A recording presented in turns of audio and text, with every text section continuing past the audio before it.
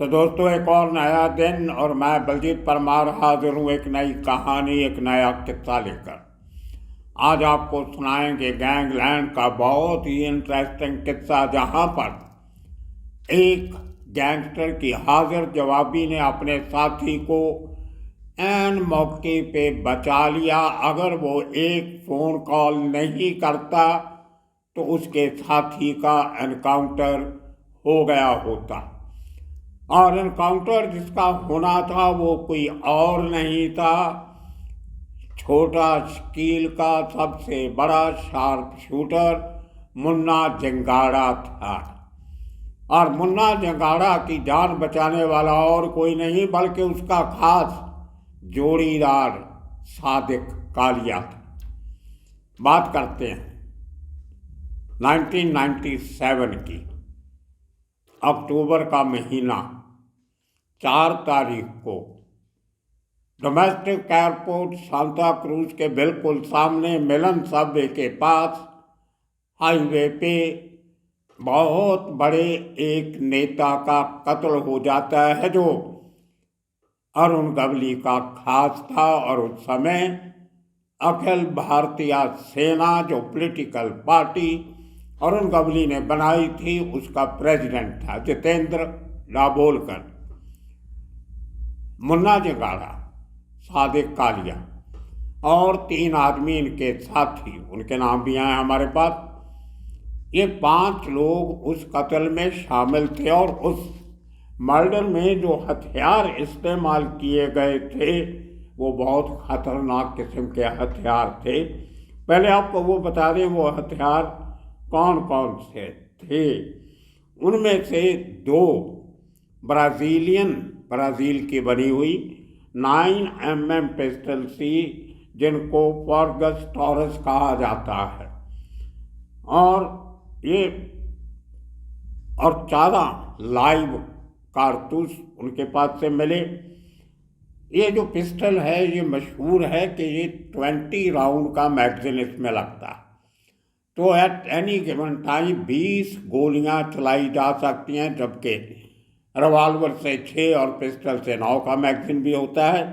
तो उसके साथ साथ इनके पास से काफ़ी सारे और हथियार मिले, जिनमें 2 9 चैम्बर पिस्टल्स, रिवाल्वर, एक star pistol, 7.633 calibre, 16 live rounds और 5 मोबाइल फोन्स इन लोगों से बाद में पकड़े गए थे। तो लेकिन मेन गोलियां चलाने वाले थे सादिक कालिया और मुन्ना जंगाड़ा।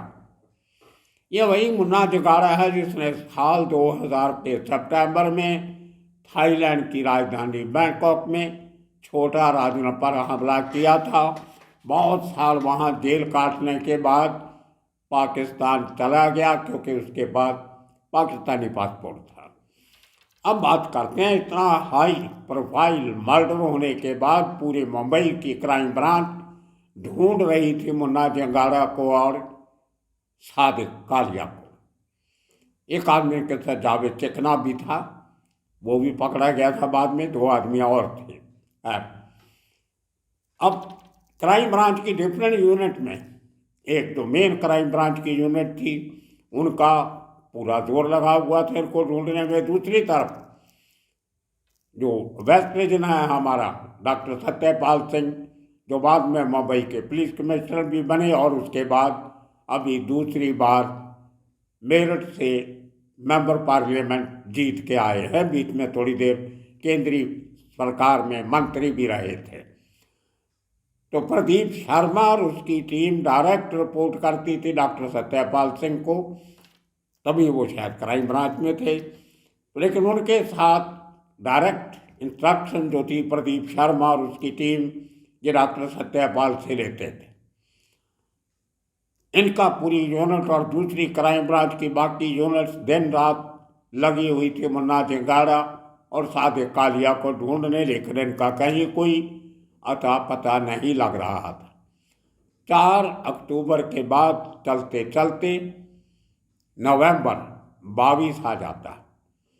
अब उसके कुछ दिन पहले की आपको बात बता दें कि ये इंसिडेंट हुआ तो कैसे हुआ।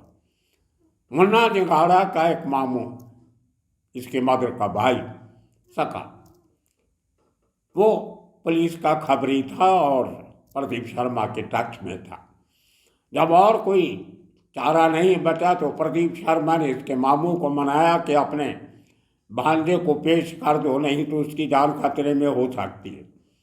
लेकिन मामू जानता था कि ये सब बहानेबाजियां हैं। इतने सालों से पुलिस के साथ काम करके इनका तरीका देख चुका था कि मैं उसको हाजिर भी करूंगा तो भी उसका एनकाउंटर कर देंगे। वो हुक्म शायद ऊपर के सीनियर अफसरों ने दे दिया था कि मुन्ना जंगाड़ा को, सादिक कालिया को जहाँ मिले इनको गोली मार दो, पकड़ने का कोई मकसद नहीं। लेकिन एनकाउंटर करने में समय तो लगता है, जगह सेलेक्ट करनी पड़ती है, पोस्टमार्टम करने वाले डॉक्टर्स का इंतज़ाम करना पड़ता है, उनकी ड्यूटियाँ लगवाई जाती है। बहुत लंबा चौड़ा प्रोसीजर होता है। बड़ी प्लानिंग करके सोच समझ के पकड़ा कहीं और से जाता है, ले जाया कहीं और जाता है और आखिर में एनकाउंटर कहीं और किया जाता है और शो कहीं और किया जाता है। ये एक लंबा प्रोसेस होता है। तो मामू डरता था, लेकिन आप पुलिस वाले सामने बैठ के उसको कहते हैं कि तू फ़ोन कर मुन्ना जंगाड़ा को, बोल के बेटा मैं तेरे से बहुत ज़रूरी बात करनी है, आके मुझे मिलो। नंबर पुलिस के पास थे 3-4 जो भी थे, तो मामा के पास भी नंबर था। उसने 2-3 बार फ़ोन किया तो मुन्ना जंगाड़ा को शक हुआ कि कहीं मामला गड़बड़ लगता है। ये मामू के साथ पुलिस वाले बैठे हैं, क्योंकि जिस तरीके से वो मेरे से बात कर रहा है, इस तरीके से वो जब घर से फ़ोन करता है या जब कहीं अकेला होता है तो उसकी बोलचाल की बाणी इस किस्म की नहीं होती जिस किस्म की अब मुझे बुलाने के लिए कह रहा है, मिलने के लिए कह रहा है। ऐसे 3-4 फ़ोन आ गए तो मुन्ना जंगाड़ा को लगा कि एक दिन तो जाना पड़ेगा, ये मामू है आखिर। तो उसने सादिक कालिया के साथ सलाह किया और साथ में लोगों ने एक प्लान बनाया कि अपने साथ कुछ और लोगों को लेके जाया जाए, ताकि अगर कोई इमरजेंसी हो जाए तो उसको संभाला जा सके। तो इनके साथ सलीम चिकना, सादिक कालिया, एक सैम करके नाम था और एक शहाबुद्दीन, ये चारों लोग मुन्ना जंगाड़ा के साथ ओशिवारा में कहीं मिलते हैं और वहाँ से निकलते हैं अंधेरी हाईवे के, जो फ्लाईओवर बड़ा लंबा बना हुआ है, उसके नीचे एक स्पॉट इन्होंने कोई फिक्स किया था कि मामू ने कि वहाँ आ जाना। ये गली गली रास्ते में घर में कहीं नहीं जाके मिलते थे। मेन हाईवे पे जहाँ पे ट्रैफिक चलता है, भीड़ भाड़ का इलाका होता है, पब्लिक की मूवमेंट बहुत होती है, उस इलाके में मिलने को हमेशा मिलते हैं, ताकि अगर कोई पुलिस का खतरा हो तो वहाँ से भागने में, निकलने में, और इतने लोगों के सामने एनकाउंटर भी मुश्किल होता है। तो ये सब सोच के इन्होंने अंधेरी हाईवे के पास, वेस्टर्न एक्सप्रेस हाईवे, वहाँ पे एक स्पॉट फिक्स किया और मामू को बोला कि मैं आ रहा हूँ। उसके पास ये खास जगह पे पहले रैकी करके देख आए थे कि कहाँ छुपा जा सकता है। वहाँ पे एक अंडर कंस्ट्रक्शन कोई बिल्डिंग थी, जहाँ अबैंडन पड़ी थी, छोटी मोटी हाईवे के साथ एक छोटा सा होटल भी है, कॉर्नर के साथ थोड़ा सा खाली इलाका है जो अबैंडन पड़ा। वहाँ पे ये चारों इंतज़ार करते हैं और मुन्ना जंगाड़ा को बिल्कुल सामने अक्रॉस द रोड जहाँ मामू को मिलना था, वहाँ वो शख्स चला जाता है। लेकिन इनका खतरा सही निकला। मामू आया आगे तो उसके पीछे पीछे 4-5 एनकाउंटर स्पेशलिस्ट, जो प्रदीप शर्मा तभी असिस्टेंट पुलिस इंस्पेक्टर हुआ करते थे, API, इनका पूरा यूनिट उनको घेर लेता है। प्रदीप शर्मा खुद नहीं थे, इनकी टीम थी, और उसको पकड़ के गाड़ी में बैठा लिया जाता है और वो गाड़ी वहाँ से निकलती है। तो ये लोग भी अपनी गाड़ी में उस गाड़ी का पीछा करते हैं। उसने भीड़ भाड़ का इलाका था, उन्होंने गोली नहीं चलाई, अरेस्ट किया, लेकिन इन्होंने पकड़ा उसको, लेकिन उन्होंने अपनी गाड़ी पीछे लगाई तो पता चला के अंधेरी कुर्ला रोड पे लीला पेंटा 5 स्टार होटल के नज़दीक एक dream land hotel cum restaurant, वो उन दिनों में प्रदीप शर्मा और उसकी टीम का अड्डा हुआ करता था। जितने लोगों को उठाया जाता था उनको पहले ड्रीम लैंड लेके जाया जाता था, वहाँ से उनकी जो सेवा होती है वो की जाती थी और उसके बाद क्या करना है उसकी प्लानिंग उसी ड्रीम लैंड होटल से की जाती थी, जहाँ पे कुछ लोगों के सपने पूरे हो जाते थे, कुछ लोगों के सपने टूट जाते थे। ड्रीम लैंड इनके हाथों में कैसे आया वो भी अपनी आप में एक बहुत इंटरेस्टिंग किस्सा है, आने वाले दिनों में सुनाएंगे कि कैसे एक अच्छा भला चलता हुआ रेस्टोरेंट होटल इनके हाथ में आ गया। खैर उस शख्स से बात करेंगे जो उसका एक ज़माने में ओरिजिनल मालिक था, मैं जानता हूँ उसको। तो वहाँ पे जैसे लेके गए तो सादिया कालिया का दिमाग काम किया। इसने साथ के एक पीसीओ थे, सीधा छोटा शकील को फ़ोन लगाया कि भाई मुन्ना जंगाड़ा को प्रदीप शर्मा की टीम ने उठा लिया है और हमें जो खबर लगी है उसका एनकाउंटर कर देंगे। छोटा शकील ने थैंक यू कहा और फटाफट अपना फ़ोन घुमाना शुरू किया, किसको नहीं किया। लेकिन एक इंस्ट्रक्शन पहुंच गई प्रदीप शर्मा की यूनिट के पास कि इस शख्स का एनकाउंटर नहीं करना जिसको आपने अभी अभी उठाया है, अरेस्ट करना तो करो लेकिन उसको मारना नहीं। तो ये इंस्ट्रक्शन पहुंच गई और जो तैयारी ड्रीम लैंड थे जो उसको आरे मिल्क कॉलोनी आरे के जंगलों में लेके जाना था, वहाँ पे जो टीम ऑलरेडी बैठी थी पूरी तैयारी के साथ कि कैसे इसको ठिकाने लगाना है, उस टीम को वापस बुला लिया जाता है और मुन्ना जिंगड़ा की अरेस्ट शो की जाती है इमीडिएटली, ताकि बाद में उसका एनकाउंटर ना हो सके लीगली। क्योंकि अरेस्ट होने के बाद एनकाउंटर बहुत मुश्किल हो जाता है, बहुत कानूनी तौर पे, और उसको इमीडिएटली पेश करके कोर्ट में उसका रिमांड लिया गया। ये बात है 22 नवंबर 1997 की। 4 अक्टूबर को डबोलकर का मर्डर हुआ था और 22 नवंबर को मुन्ना जिंगड़ा पकड़ा जाता है। अब जब एक one of the main members आ जाए हाथ में तो बाकी लोग भी आ जाते हैं उस केस में। बाकी के जो 4 लोग और थे 3 वो पकड़े जाते हैं। अतः पता शायद मुन्ना जिंगड़ा ने बता दिया होगा, लेकिन सादिक कालिया हाथ में नहीं आता। अब पुलिस ढूंढ रही है सादिक कालिया को। 22 नवंबर से लेके 12 नवंबर तक 12 दिसंबर तक ढूंढा जाता है। वाक उसी सलीम चिकना के कहने पे यहाँ उसको फुसला के पकड़ा गया। कैसे दयानायक ने पकड़ा, उसका पेजर देखा, ये वो सब कहानी हम आपको 3-4 पार्ट में पहले सुना चुके हैं, उसको रिपीट नहीं करेंगे। तो आकर 12 दिसंबर को सादिक कालिया का एनकाउंटर हो जाता है। मतलब जितने लोग जितेंद्र डाबोलकर के केस में इन्वॉल्व थे, केस में इनके ऊपर और भी बहुत थे, वो डिफरेंट एपिसोड में हम आपको बता चुके हैं, लेकिन ये सबसे सेंसेशनल केस था जिसमें बड़ी सोफिस्टिकेटेड वेपन इस्तेमाल की गई थी। पुलिस को डर ये था कि अगर ये वेपन क्रिमिनल्स के हाथ में रहेंगी तो आने वाले दिनों में ये किसी बड़े काम को अंजाम दे सकते हैं। और वो काम था उस समय के मेंबर